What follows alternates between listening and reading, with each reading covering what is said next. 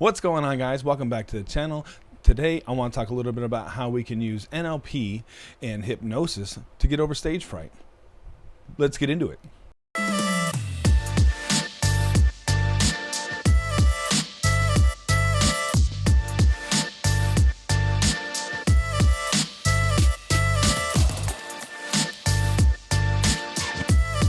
What's going on, guys? Once again, welcome back to the channel. My name is Scott King. I run a DJ company in Orlando, Florida, www.djsorlando.com, and I also have a coaching site where I'm able to teach NLP, hypnosis, and the studies I'd learned from internet marketers on how I was able to build my business. And today, without further ado, let's get into hypnosis and NLP for anybody that could be struggling, with stage fright, right? So you know how some people look super comfortable on stage in front of crowds, while others kind of like freeze up?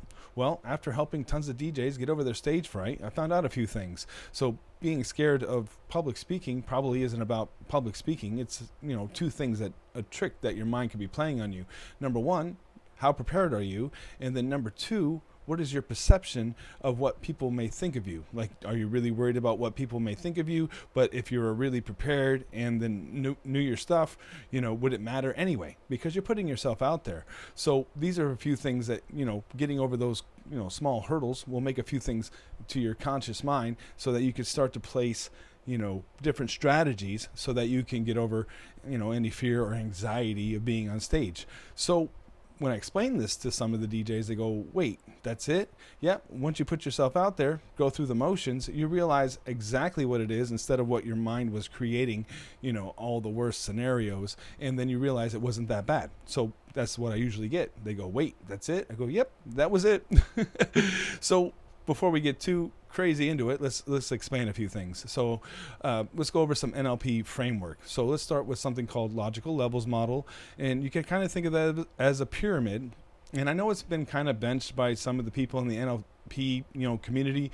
At the same time, it's a simple way for me to get some points across so that you can understand kind of how it works. So at the top, we're going to deal with identity level. Those are I statements, like I'm an entrepreneur, or I'm a DJ, and so on.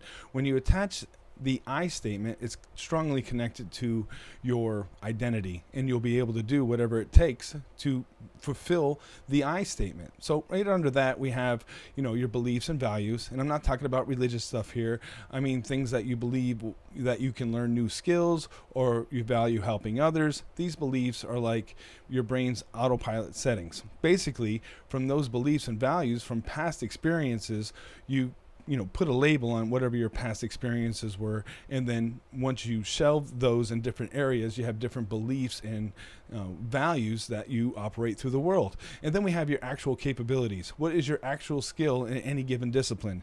So you know how some people are like way overconfident, but their skill level is kind of low, and then we have some people that are, really skilled, but their confidence level isn't that high. That's kind of where, you intertwine your beliefs and your values with your capabilities.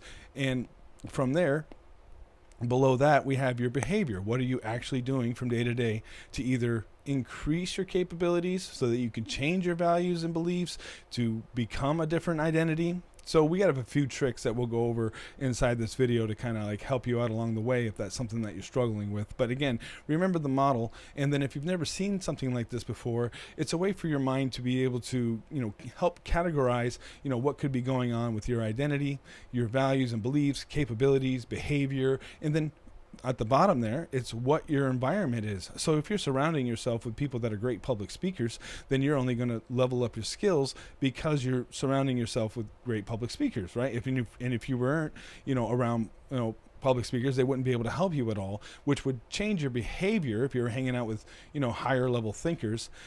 As you change your behavior, your capabilities become better, and then you change your, values and beliefs about yourself, and then your identity changes on top of that. But we have a few, tricks that we can use in order to kind of, get you moving faster. So here's why this matters, right? Let's say you're scared of public speaking.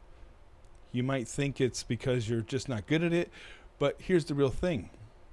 That's just what you believe. not what's actually true. So as NLP practitioners, we're here to challenge what your belief structure is so that you can get outside whatever your loop is, so that you can get to the next level. I'm sure you've seen these pictures online where they're like, success is outside of your comfort zone. So remember that as well.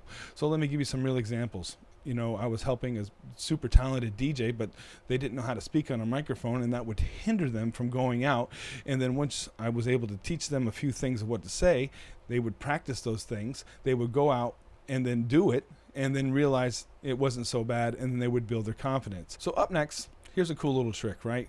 So think of somebody that you admire as a public speaker. For sake of argument, it could be Tony Robbins, or it could be your favorite teacher. Doesn't really matter, right?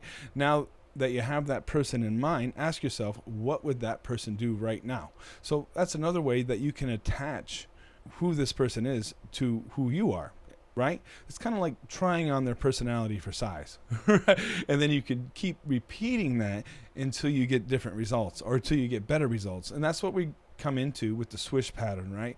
So here's where this gets really powerful. If there's in the Swish Pattern, think of changing channels in your mind before something scary starts to happen. Let's say it's your turn to go do public speaking, and then this fear is going to come up, and then you go back to whoever your role model is, say Tony Robbins, right? Oh, what would Tony Robbins do? And then you could swish away, right, the fear of that or anxiety that's coming in, and then try on that personality for size. Like, well, if Tony Robbins was here, he'd just go up there and speak. Right?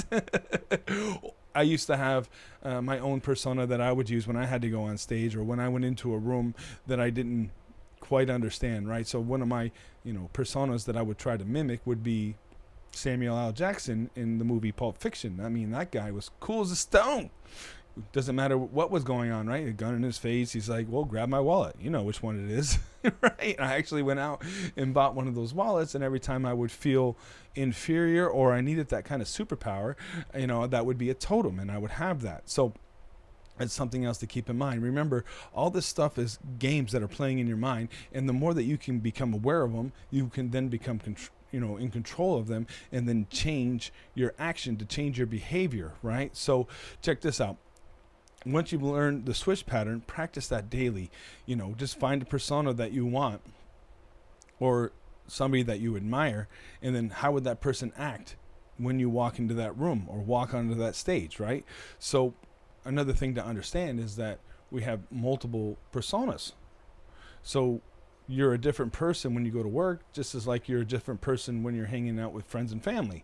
So those are different personas. Still you, but just a different variation of who you are. So in order to get to somewhere you've never been before, you can, watch a movie and be like, oh, I like that person's attributes. That person really handled that situation the way I would like to handle it the next time I'm faced with something like that. So you could analyze that person's behavior. Even actors, right? They have different personas. They're like a different person in front of the camera than they are in real life. And then imagine that you were just that person. And remember, this is all just things that we have going on in our brain. And the more that you can, take control of them, the better off you'll be, depending on what your desired outcome is, right? So here's where it really gets cool. This is how we use hypnosis in order to amplify those results, right? So the first thing you want to do, take a few, deep breaths, close your eyes, and picture yourself giving this amazing presentation, like someone that you admire. Oh, this person does this, and then you can actually study that person as well. But, as you're using hypnosis, just go in, visualizing yourself doing that presentation, and then seeing the results of the crowd so that you could picture it ahead of time. I was just watching a video earlier today, and they were talking about how sports athletes will envision winning the championship, and the game hasn't even started yet. One of the basketball players actually went to one of the coaches and said, what outfit are we wearing? Give me that now. I want to put it on and imagine myself shooting that three that wins the game, right? So the next step, after you take those breaths, imagine yourself giving that presentation, and do this repeatedly. So after you've, taken a few breaths, picture yourself giving that amazing presentation, watching yourself looking confident. The next thing is to actually step into the action. And then again, if the fear or anxiety comes back, do the Swish Pattern, and then place on those beliefs and values from whoever your role model is, and then you're able to swipe away the fear and anxiety to move forward. And that's another thing to keep in mind as well. There's a lot of people that use hypnosis for fear of flying. And the way to get over that is to visualize yourself, packing your clothes, going to the airport, getting on the plane, feeling the turbulence of takeoff, understanding what it's like to be in the air, and then safely landing in your destination. And then you can cross those attributes to whatever your desired action it is that you want to take. So you would just close your eyes, envision yourself giving an amazing presentation because you did all this practice, and you probably practice this speech every single day. You can go back to some of my older YouTube videos and see how I have improved over the years, because I do this constantly. It even helps me grow and become a better speaker. So with that in mind, here's some other action steps. Practice your material until it feels natural. Use quick hypnosis techniques that I just showed you. Take in breaths, pull up your present state, your powered state, and then visualize yourself, giving the presentation. You can, you're going to get quicker with this the more that you practice with it, right? So start small, baby steps. A lot of people get lost in the big vision, but understanding what the big vision is, yet still taking those steps one at a time until you're able to get there. And even record yourself and then go back and watch it, and then critique yourself and how you can get better. And if you record it yourself, you could probably give it to another coach and be like, hey, how can I make this better? And then also, very important, celebrate every tiny win. Oh, I didn't say And remember, every amazing speaker started somewhere. Even I was nervous when I started. I'd just done it for 30 years or so, and it became second nature. And I also was driven, and I had persistence, and I didn't give up. So if you found this helpful, make sure to hit the like button and subscribe for more tips and tricks. Drop a comment below with any given, questions you may have. And you can also go to the website. There's some links in the video. Make sure to hit like, follow, and subscribe. Hey guys, once again, hope you guys found that useful. I'll leave some videos here for you to check out. And again, I'll catch you on the next one. Thanks. Have a great day.